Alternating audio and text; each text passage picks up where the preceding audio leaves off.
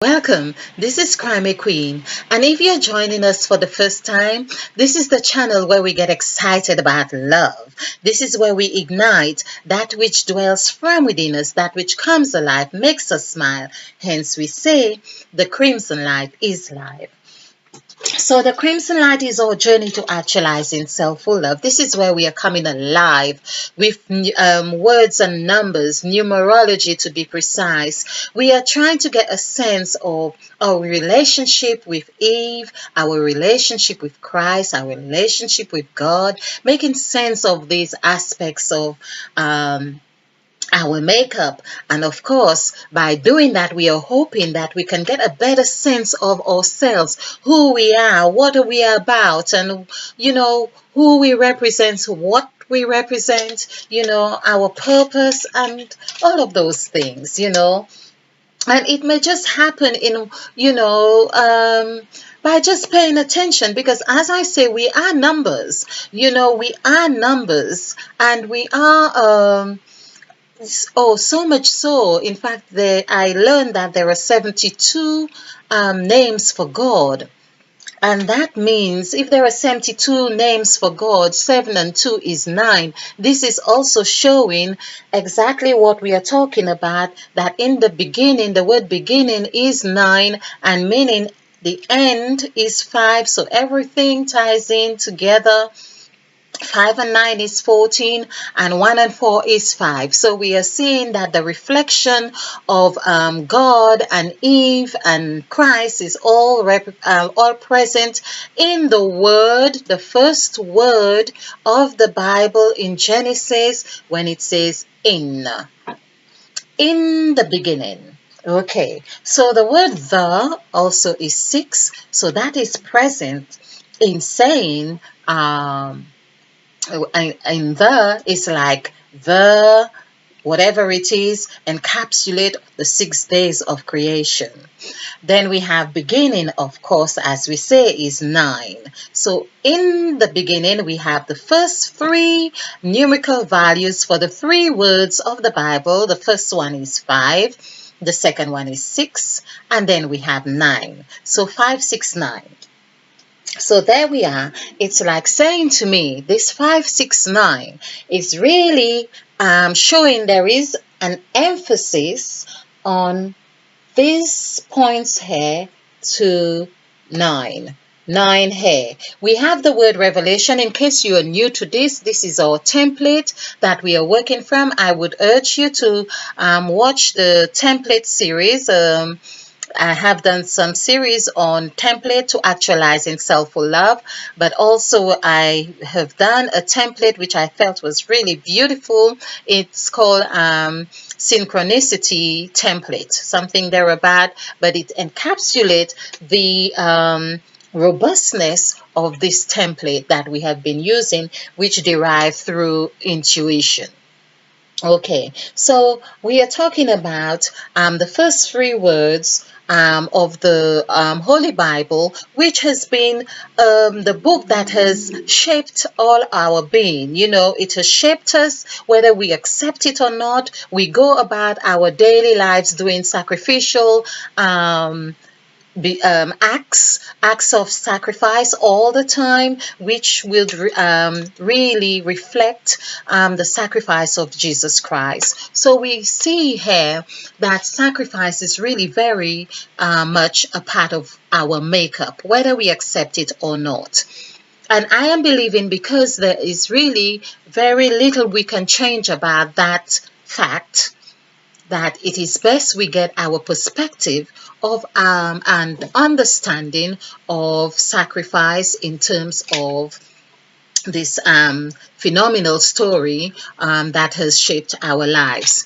Here again, it would be good that we look at the story of Eve. Of course, speaking from a personal perspective or experience, I was not very happy to think that there was a individual who had behaved in a way that would have caused me so much pain that I have endured throughout my life. And so it meant that I had to get to some sort of resolution with Eve, which I am happy to say I have done right now.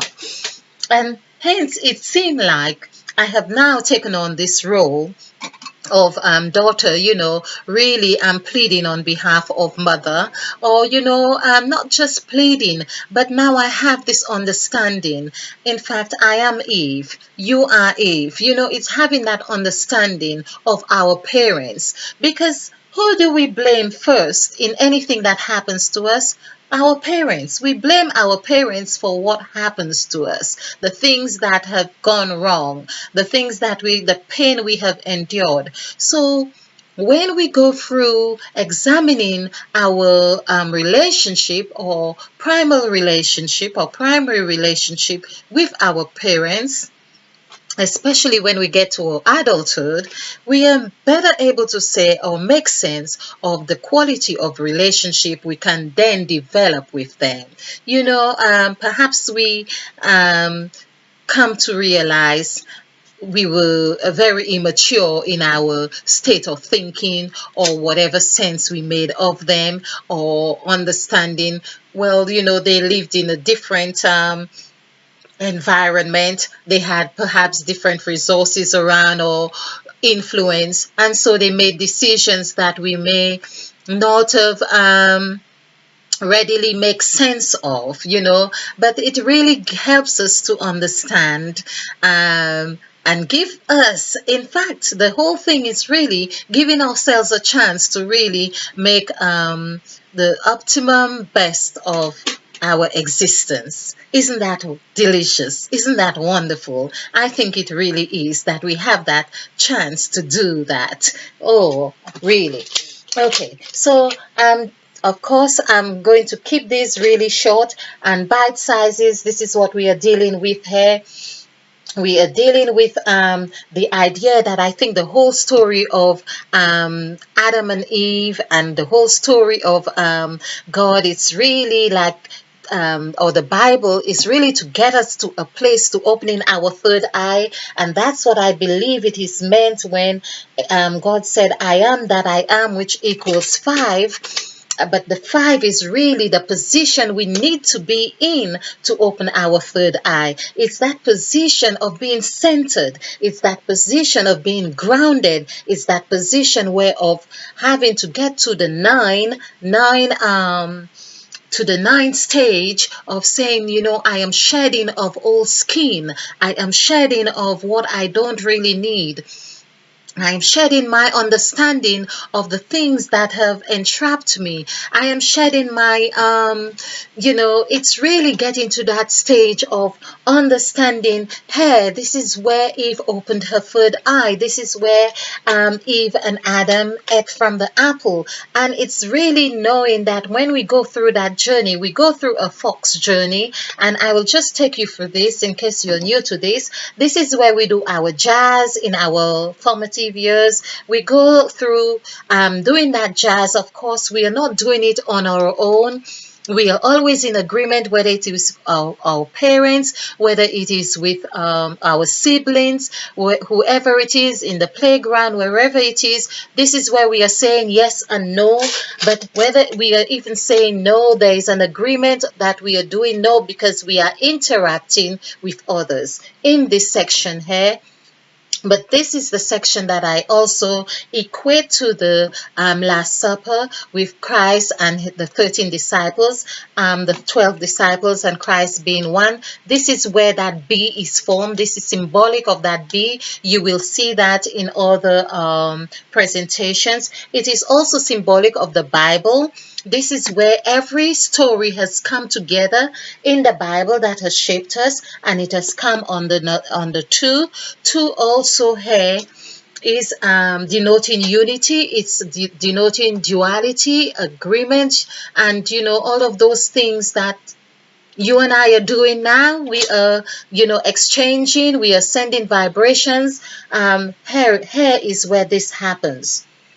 It happens and also with E here, we see that if we were to use the template properly, we see that this E is also giving the 5, which is Eve. This 2 is also giving the Jesus Christ. Jesus is 2. And we see that one hair, if we like to say that one is a presentation or representation of that one which we have done here. So there is 8. Everything constitute that wholeness. 8 is the wholeness, the 0 that is folded, the 0 that where God breathed and things move. Of course, it's like a cyclone or like a hurricane that passed or something, and things lapped over. The wind blew, there was movement, and the word moved as well. And God, the Spirit of God moved upon the face of the earth. Moved also equals 5. So we could say even Eve moved. The movement that moved, that thing that happened, we could say was Eve. Okay.